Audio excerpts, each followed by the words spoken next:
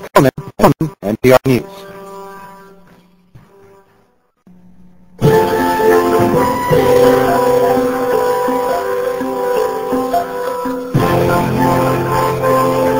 This is Talk of the Nation. I'm Neal Conan, in for Ray Suarez. The British media has been having a field day over the story of a computer hacker known as the Data Stream Cowboy. At one point, U.S. military officials believed him to be part of an East European spy ring that gained access to highly sensitive information. He was once described to the Senate Armed Services Committee as the #1 threat to American security. After a 13-month investigation, he was revealed to be a 16-year-old music student who used a $1,200 computer to break into the systems at a U.S. Air Force base and at a defense contractor. His lawyers described it as a schoolboy prank. And perhaps the greatest insult, Richard Price, now 19 years old, said those places were a lot easier to get into than university computers in England. The story appears to fit a pattern of an exaggerated threat posed by computer hackers. In several cases, what are first described as multi-million-dollar crimes are later reduced to considerably less astronomical sums. At the same time, though, some hackers have been involved in serious crimes, including some involving national security. The myths and realities of the hacker threat are our issues this hour. Our telephone number is 1-800-989-8255. That's 1-800-989-TALK. Our guest is Jonathan Littman, author of The Watchman, The Twisted Life and Crimes of Serial Hacker Kevin Poulsen. He joins us from the studios of member station KQED in San Francisco, and welcome to Talk of the Nation. Thanks, Neil. Great to be on the show. Let me begin with another quote from young Richard Price, who told reporters in London, "It was more of a challenge, really, going somewhere I wasn't meant to. If you set out to go somewhere and you get there, other hackers would be impressed." Now, isn't that, at least in part, a working definition of the hacker philosophy? It is. Part of the ethic of hackers is the pursuit of information, and some even believe that information should be free and we shouldn't be charged for it. This particular hacker, Data Stream Cowboy, there was another hacker by the name of Kuji, actually did find some very interesting things. They found some nuclear power plants in Korea, and this really raised the concerns of the Air Force and national security officials. Is it fair to say that in some respects, anyway, that hacking evolved from what used to be called phone phreaking, where people used mechanical or later electronic devices to fool Ma Bell? Well, most of the great hackers started as phone phreaks, often because they didn't have the money to buy a computer and would start with their home telephone and gradually, either through school or later on, would have the money to begin hacking computers. There's also a strong connection between phones and computers, obviously, today with networks and the Internet. Let me ask you to tell us the stories of two hackers, both very different. The first, Captain Crunch, and then the second, the man you've written the book about, Kevin Poulsen, who went on to some pretty serious matters. First, Captain Crunch. Captain Crunch is the legendary phone phreak from some time back. He was the one who found that the little whistle in the popcorn box that you could be used to actually phreak calls, and you could actually get free calls by blowing this whistle. Other people could imitate this sound. Actually, Kevin Poulsen, a later hacker, could do this. One of the sad things about Captain Crunch, though, is he eventually was charged for crimes. He actually wrote a word processing program, and today supposedly is homeless on the streets of Marin County somewhere. Now, Kevin Poulsen is a hacker who you've written this new book about. He went from phone phreaking to rather more serious crimes, including some that did involve national security, if you would describe those.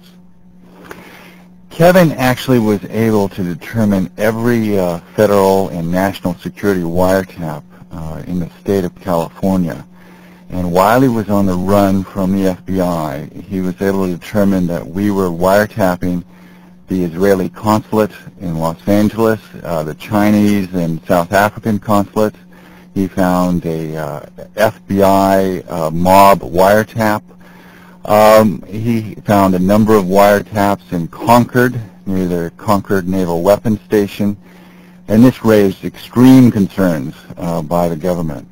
Now, he was a guy whose, some of whose activities are well, I guess pretty inspirational to some hackers. He was a guy who managed to hack into the telephone system at a radio station that was giving away $50,000 cars, Porsches. Well, Kevin believed in the hacker ethic also, but he took it a little farther than most. He thought it wasn't a crime if they were giving away the prizes, and he found that a large station in Los Angeles was giving away $50,000 Porsches. And through some of his technology and his guile, he was able to always be the 102nd caller, and he and a partner won two $50,000 Porsches and tens of thousands of dollars. He was also involved in less savory activities, including helping to run a prostitution ring. Again, details? Yeah, it was very clever. You can certainly question the ethics of it. He found out that Pac Bell has a lot of Yellow Pages ads in Los Angeles for escort services, and the numbers are routinely shut down by the Vice Squad. He discovered a way to turn them on secretly and then forward the incoming calls, the business calls as he put it, to someone who was familiar with this business, and Kevin got a percentage of the take. So where did he cross the line and leave what we think of as the hacker ethic? Well, I think he really crossed the line when he started making money.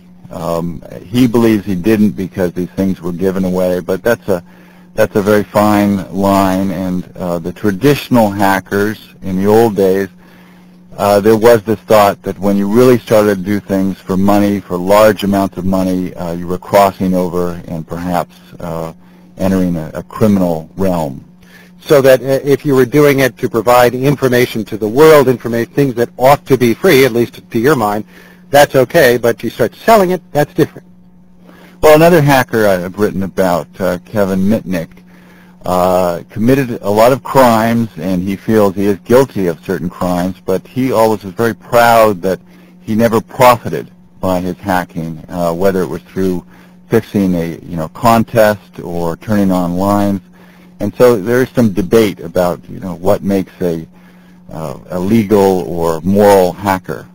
You wrote an earlier book called The Fugitive Game online with Kevin Mitnick. Could you tell us where the two Kevins are today? Kevin Mitnick, for example, was at one time the subject of an intense FBI manhunt, as was Kevin Poulsen later. Kevin Mitnick is in the same jail Kevin Poulsen was in. That's the Metropolitan Detention Center in Los Angeles. He is awaiting trial after over 2 years in jail. He's quite rare because he wants to fight the charges against him. He was offered a plea bargain of roughly 10 years, and he wants to bring to court a fellow by the name of Tsutomu Shimomura, who was a private citizen who really led the investigation against Kevin Mitnick. And Kevin Poulsen is today?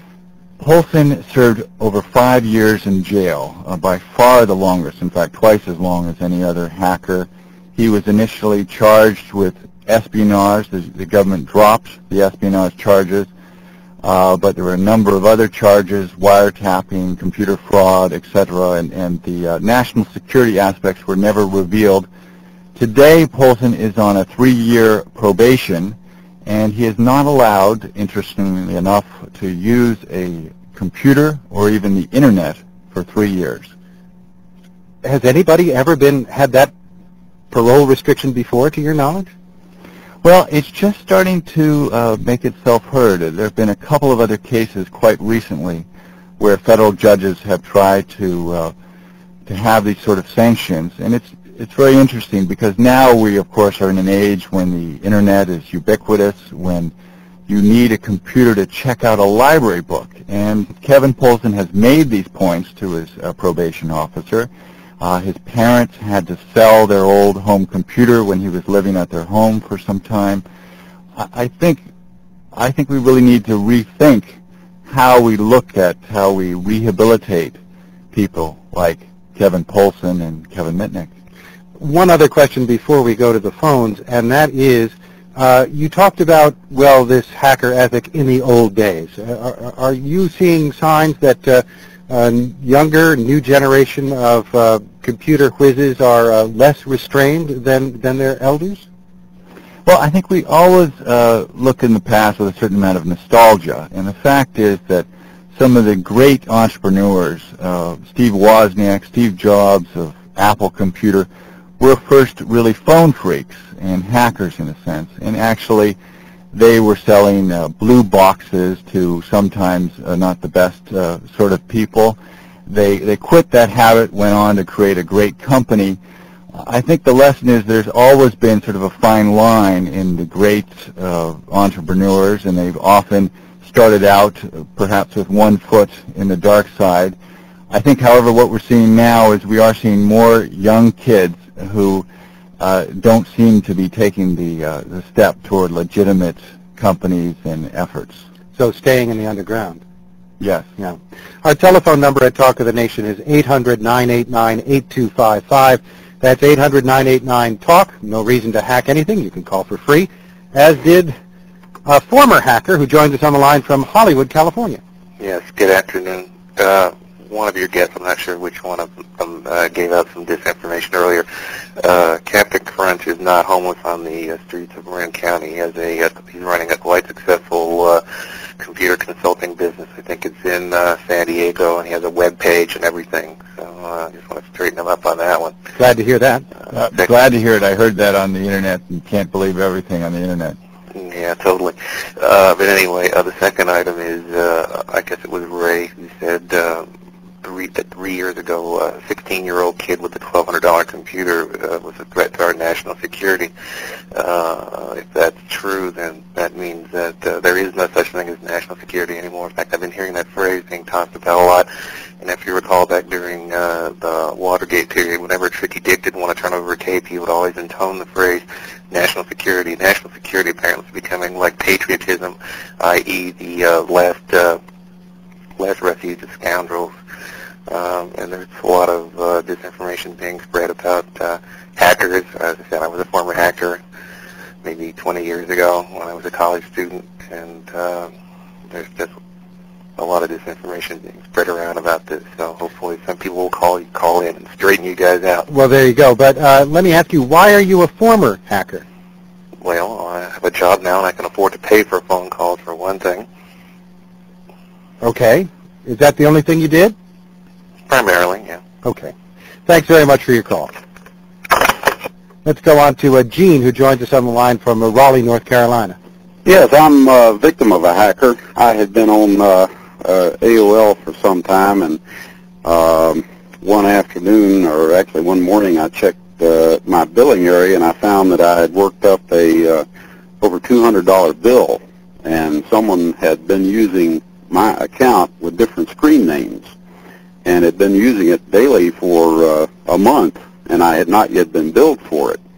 I contacted AOL, and they denied this could happen, and I changed my password that morning. I tried to get back on that afternoon, and the person who had been using my account was on. I was denied access because my account was being used. And they had figured out the password in that short a period of time. It was only a matter of 4 or 5 hours. AOL denies it can happen, but I can show them the proof. They claimed I was giving my password out, but even the woman I live with didn't know my password, and she probably is the only one who knew my screen name. Well, Gene, this is very interesting, because what you point out is that what can happen is hackers can get root access at the service providers. In fact, my service provider... What do you mean by root access? Well, it's like a tree. You get right at the base access of the computer, and what it means is you have the possibility to control any account. You can change anyone's password. You can take control of, in fact, the whole system. It's like having the master key that would open any lock in a whole building. Yes, and that's where you have these contradictions where the company will say it's impossible, and they'll ask the subscriber, were you careful to change your password? Well, changing your password does you no good in a case like this. And That's I know what I found. Yeah. I know a week ago or so in my service provider out here in California, I could not get into my account. No one could get into my website. This was never explained by the company, but I learned through a little research that they were hacked. A hacker had root access and had control. Again? I asked that because Kevin Poulsen, obviously at one point you describe in your book, had root access at your service provider and was reading your email. Actually, it was the other Kevin. It was Kevin Mitnick. But you're right. Definitely, the well. It's a great example. The well spent a lot of money, and really they should be applauded for their efforts. But it shows the difficulty of keeping out hackers. They bought new systems, new computers. They are still being attacked. It is very difficult to keep out tough hackers. A sequel to my story is my girlfriend works on computers. As a matter of fact, she sells web space for her company and for advertising purposes. And she sent me an email. The email came back and bounced back and forth. I guess this is called an email bomb. And it filled up her computer, filled up their server, and had their system down for a day. And the screen name that sent back the email was one of the ones that was using my account. Did you ever end up having to pay that bill? I settled with them for half the bill. It came to over $400. I don't have the time to fight it. They are pretty well screened as far as taking calls and talking to people that will take responsibility. Well, I guess that's a good point, Gene. These companies have to be a little more open-minded because there are going to be lots of problems in the years ahead. Maybe one argument for that 1999 flat rate. Well, you know that if I'd been on the 1995 flat rate, I would have never discovered it. Right. It's because he went overtime. I was set up for only something like 4 hours a month because all I used it for was email. Mm-hmm. Okay. And so I would never get over 4 hours on AOL, and that's why I found it. Thanks for your call, Gene. Okay. Abi now joins us on the line from La Crosse, Wisconsin. Hi. Boy, I hate America Online almost as much as I hate Microsoft. Anyway, point of my call is I have a big problem with the use of the word hacker. Hacker has a much broader definition than what's being used in the media these days. Back in the early days of the 8-bit computers, I used to do a lot of tinkering in the inside of the system. I would work in assembly language, and I would disassemble the operating system code. Sometimes if I would find a program that didn't work quite right, I would go in there and tinker with the code and make it work to my liking. By all definitions that I knew of it at the time, that is what a hacker does. Now, also within the realm of that internal tinkering is tinkering with other people's computers over the phone lines, trying to guess passwords, and just kind of exploring the innards of these other computers that you connect to. But I guess what troubles me is the use of the word hacker to describe all these intruders and malicious types. I think there are more specific words that better describe that. Yet the way the word hacker is being used, it puts a pretty serious black mark on what's actually a very very benign and very fruitful activity, a very valuable skill. Jonathan?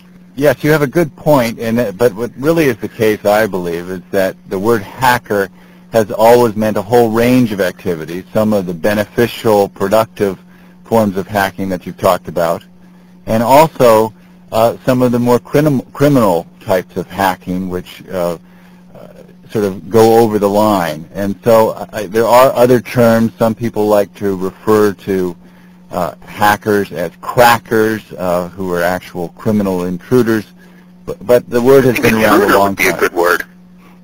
Well, intruder also has, there are other aspects, but I guess a computer hacker, I guess, has been seized by the media and has been applied across the board. If there are more specific terms like cracker, they will require, I guess, a defining case to put it in the national consciousness. Thanks for your call. Okay. All right. Thank you.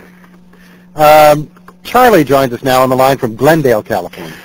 Yes, good morning. It's still morning. I guess it is afternoon. What I was calling about is I remember the very young Kevin Mitnick years ago. My brother learned computer when he was in school, and he's now working for a rather prestigious company. I won't even mention the name or his name. But I remember when he first graduated from high school, he began working for the LA City school system.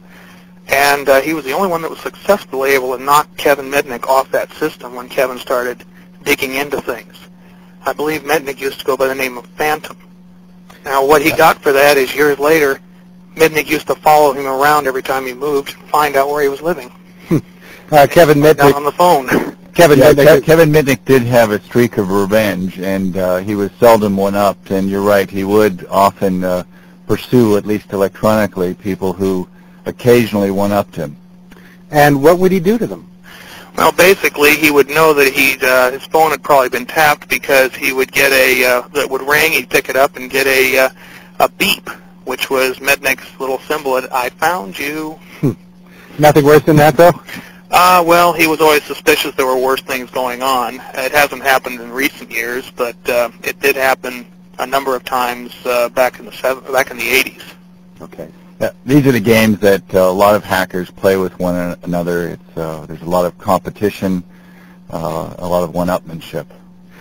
I'm Neal Conan, in for Ray Suarez, and you're listening to Talk of the Nation from NPR News.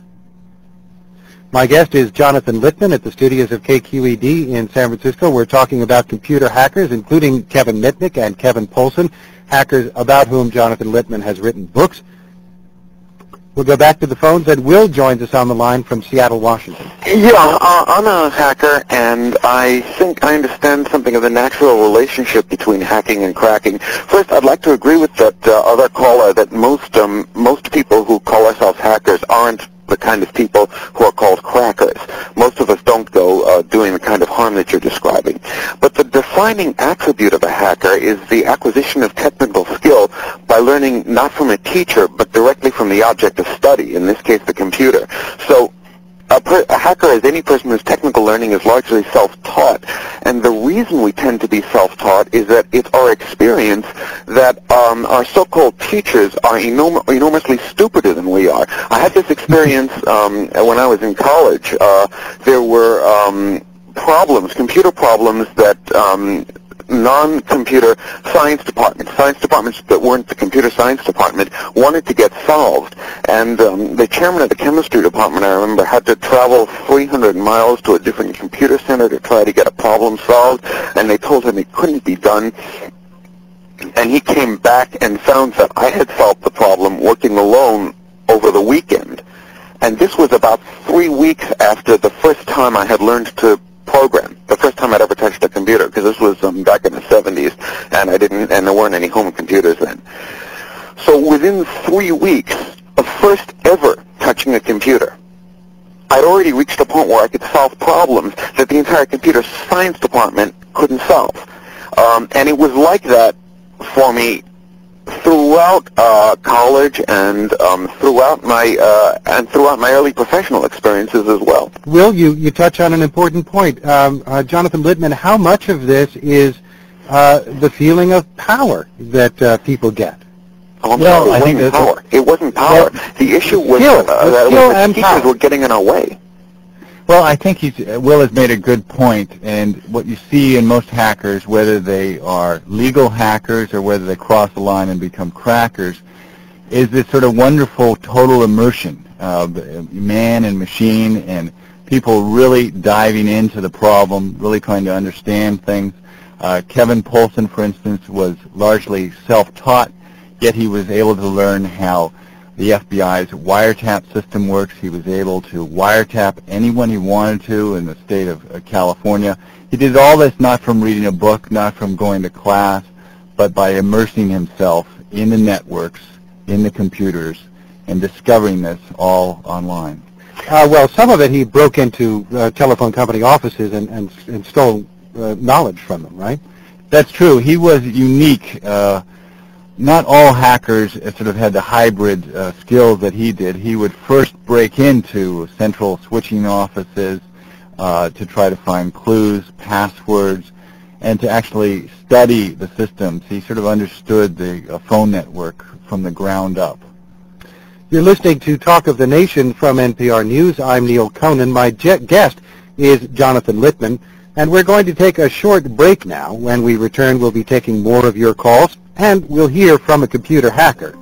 To contact us here at Talk of the Nation, you can either send us email at totn@npr.org, or you can send us regular mail. Our address here is Talk of the Nation Letters, NPR News, 635 Massachusetts Avenue, Northwest, Washington, D.C. 20001. Welcome back to Talk of the Nation. I'm Neal Conan. Today we're talking about computer hackers. My guest is Jonathan Littman, author of The Watchman, The Twisted Life and Crimes of Serial Hacker Kevin Poulsen.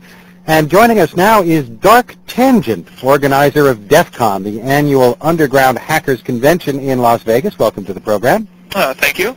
If you'd like to join us, our number here is 1-800-989-TALK. That's 1-800-989-8255. And Dark Tangent, if you will, tell us a little bit about DEF CON.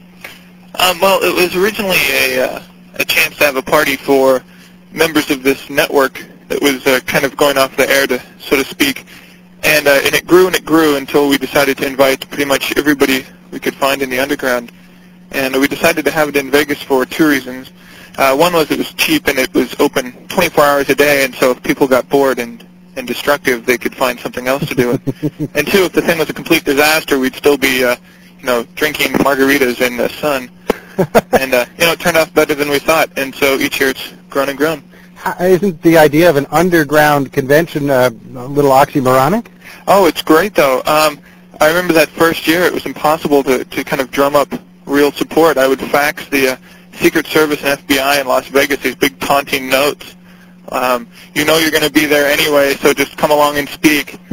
And finally I got through to the agent in charge in Las Vegas, and it was great. I got transferred, and I said my big spiel, this is my tangent, and I'm throwing this convention, and blah, blah, blah, blah, blah.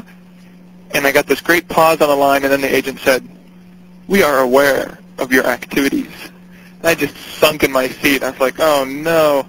But it came off well, and I'm sure there were some feds there. Well, Neal, they have a great game at DEF CON, which is called Spot the Fed, and you have to look around and figure out who among the suits out there in the audience is an FBI agent. And are you generally a successful, Dark Tangent? Generally successful at spotting feds? Yeah. Oh, yeah, usually pretty good. I know some have gotten away. Sometimes they come up to me afterward in the corners and ask if I can sell them some I Am the Fed T-shirts when they didn't get caught. And so every once in a while, large orders for Spot the Fed shirts come in. But usually they all get nabbed, and usually they're quite good-humored about it. This one Secret Service agent put up a great defense and got everybody to agree that he wasn't a Fed. And the girl that spotted him was really depressed. Well, later on, Sunday, right before the end of the show, he came up to me and said, yes, I'm really a Secret Service agent. He showed me his badge, and he said, can you make sure that girl got her shirt? And then he disappeared. So, yeah, they're pretty nice about it.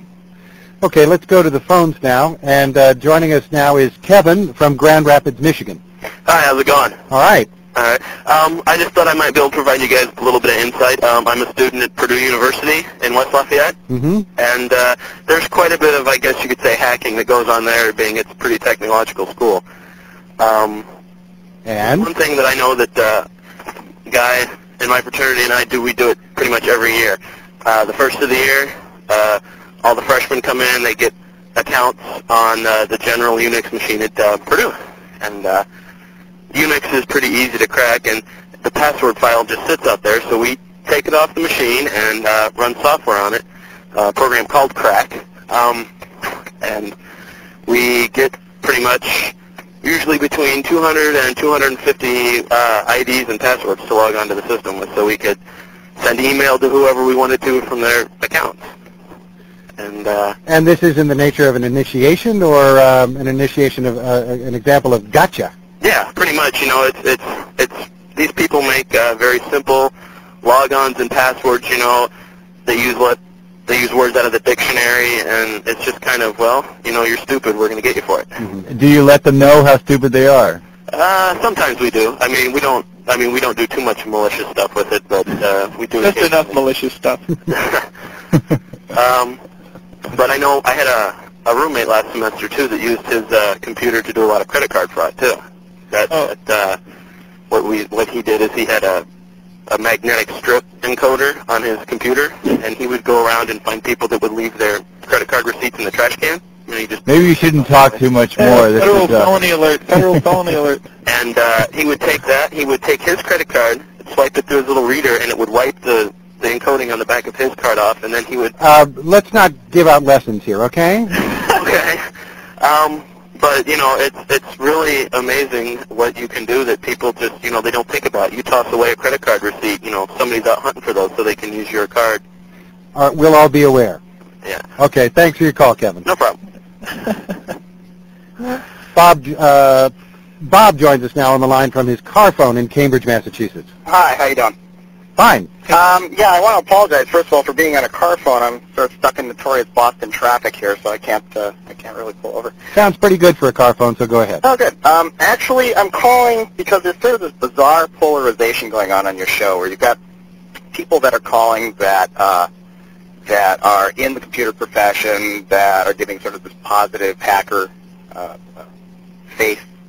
And you've got the other people that are calling in that aren't computer people. They're, you know, AOL users. I heard one fellow calling up, and, you know, hackers are bad. They're stealing passwords and that stuff. I sort of want to try and break the polarization. I've been in the computer industry for a very, very long time. I was paid professionally for it when I was, you know, very young, 15, 16. And I do not understand, and never have understood, really, the glorification of the hacker ethic. And I think the people that have been calling in kind of proved me out a bit. You know, we had one guy calling in that was, you know, hackers are people that tinker with code, and bad people, you know, intruders, are the people that break into systems and steal credit cards, et cetera, et cetera.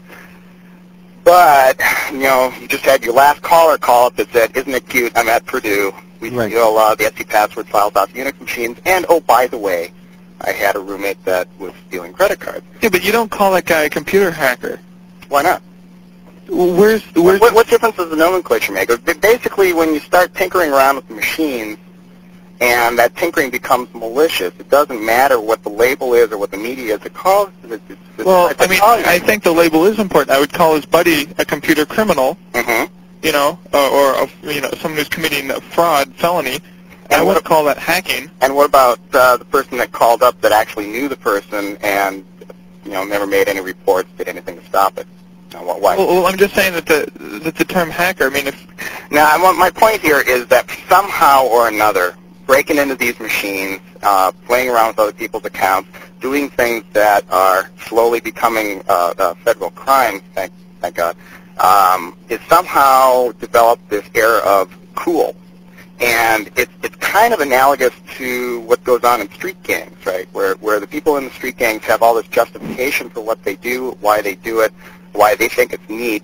The potential recruits into those street gangs are taught to think that it's a cool thing to do, but clearly it's not. I mean, you know, I think there are distinctions between street gangs and anybody involved in the computer thing. Right. I wonder if I could make a counterpoint, and that is, there are crimes, obviously, that hackers or crackers commit, but I don't think we want to totally do away with hacking. China has no hacking. They have the death penalty for hacking cellular phones. They also have no innovation in technology, and I think we can trace our innovation to the fact that we had fairly loose laws and people were learning on their own, immersing themselves in the system. Well, China's a terrible example. 75% of the software that exists in China is stolen, and how did that stuff was hacked in order to get it, getting around copy protections and the rest of it. Well, it's stolen because they can't create any of their own. They don't have the potential. Well, there's no market there to create any of their own because they get all their stuff for free, right? So there's no market system in place. Plus, I think it is analogous to street crimes. A lot of the folks that have been doing when I was back like eons ago when there weren't any personal computers and people were working off of mainframes. I lived in Minnesota, and there's a state system there called MECC, which has since gone commercial, but its purpose in life was to provide a big mainframe and have students from all over the state, dial into that mainframe and trade information or what have you. At that particular point in time, it was cool for hackers. They weren't even called hackers. It was cool for sort of the arrogant youth of Minnesota to write these small assembly line programs that, when submitted to the machine, would bring the machine down. And the end result was millions of dollars in lost time and state revenue and yada yada. And well, how's that different from going around ripping off cars in L.A.? So those people are criminals. Sure. Okay, well, let's not get the criminals confused with the legitimate hackers. No, okay, you can keep throwing semantics like that, but there's a mystique that well, the mystique has been solely created by the media. No, it hasn't. Absolutely not. The media didn't even know about this stuff until... So well, then why are they naming movies like Hackers? Because I was just going to finish my sentence. The media didn't know about this stuff until like within the last 10 years, but it's been going on for a really long time. Bob, I think we're going to have to agree to disagree. Okay. Thanks for your call. All right, take care. Joining us now is Arjan, who is on the line from Raleigh, North Carolina. That's why. Can you hear me? Yes, we can. Okay, thank you for taking my call. First of all, I have a comment and a question. The comment is that I see these people, hackers, as they are, as geniuses. I'm not a hacker. I don't know that much about computer, but I think that if we don't have these people, how are we going to find out that there are weak stuff? Well, Arjun, I think this is a great comment. By coincidence, you call from the city of Raleigh, North Carolina, where Kevin Mitnick was captured by another brilliant hacker, Tsutomu Shimomura. And I'm sorry interrupting you, but the funny thing is that I don't have a business of my own, but if I had one, I would say that whether it's the government or private companies, they should go after these people, find them, and use their knowledge. These people are challenging themselves more than they are challenging anybody else. Well, Arjun, it's actually starting to finally happen. There's springing up a thriving business in which major corporations hire hackers, some of which may have flirted with the law, others may be totally legitimate computer security professionals, and pay them to actually do test attacks on corporations to see if they are indeed secure. That's right. But as you also point out, that happened to Kevin Poulsen. He was hired to do a job sort of like that at a standard computer company, and it didn't quite work out so great. Got his fingers in the cookie jar. Yes, indeed, yeah, he did. Kevin Poulsen was hired by SRI International, a defense contractor. He worked on computer systems for actually warfare, and fell back into the sort of dark side and began hacking. So I think some people we may be able to rehabilitate, others it's not clear. Morris joins us now on the line from Silicon Valley, California. Yeah, I come at this from two different perspectives. In my minority, I was quite apt at hacking into various school systems, and now I am working in the Silicon Valley, where I'm an attorney and have been on the other side, proving that source code or that product has been re-engineered to which requires some hacking ability also. I got to say that this is done at the direction of directors of corporations, and it's very significant on the balance sheet of these corporations because, for example, the stuff that I was working on went over to Spain and was sold within Spain as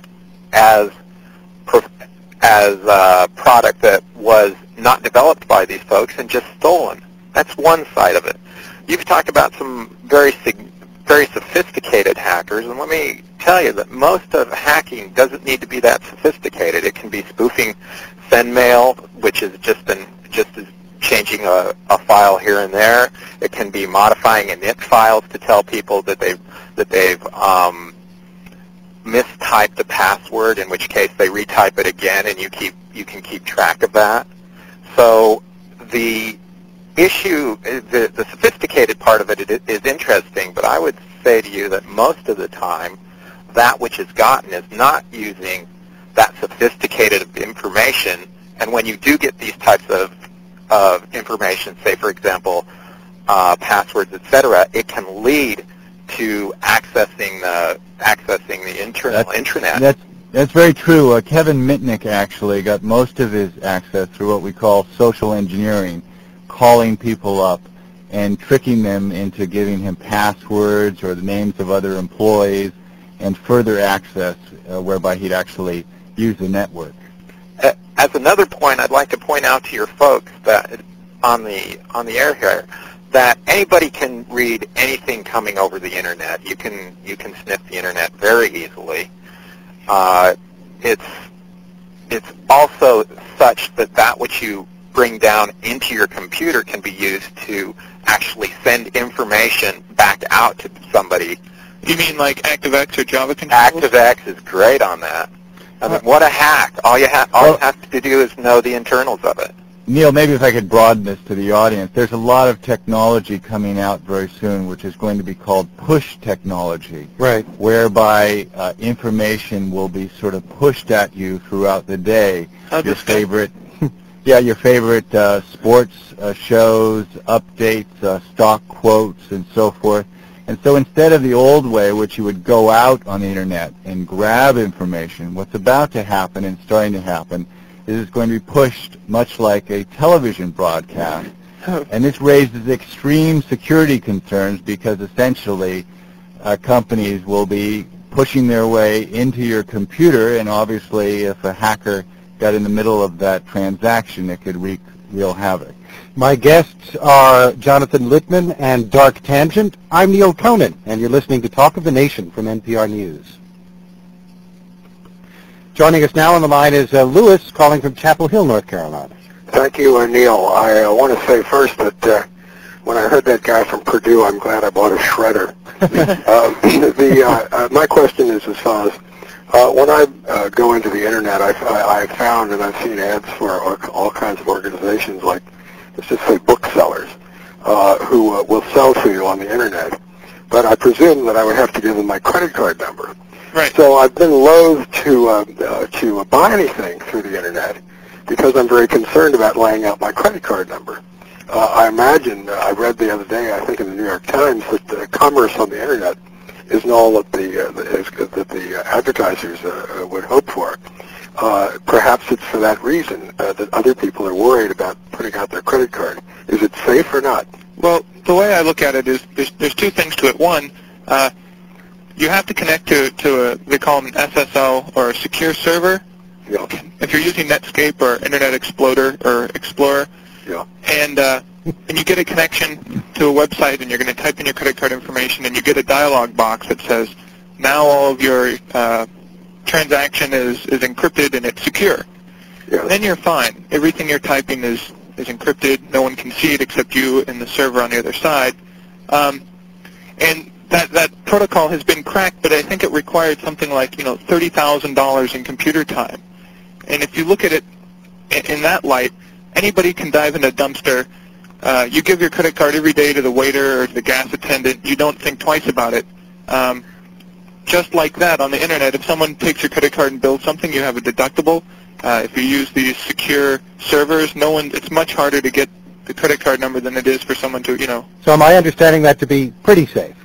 Yeah, well, I would much rather give my credit card over the internet on an encrypted channel to, like, say, Amazon.com if I was buying a book than I would taking my receipt and throwing it in the garbage next to, like, say, a Borders or a B. Dalton. Take it home and use the shredder. That's what I'm telling you guys. Yep. Thank you. Thank you. Tom joins us now on the line from Burbank, California. Quick question. Is the NSA still the agency which is supposed to be maintaining the security of the Internet? I know that a while back there was a Yale or an Ivy League hacker who put in a worm and it bounced out of Germany, bounced to Berkeley. And I remember when he was picked up and taken to trial that his father was the head of that particular portion of the puzzle factory that dealt with security for computers. That was actually NSA being the National Security Agency. Go ahead. Go ahead, Jonathan. It's your ball. Yeah, that was Robert Morris, and it's a famous case. And Junior.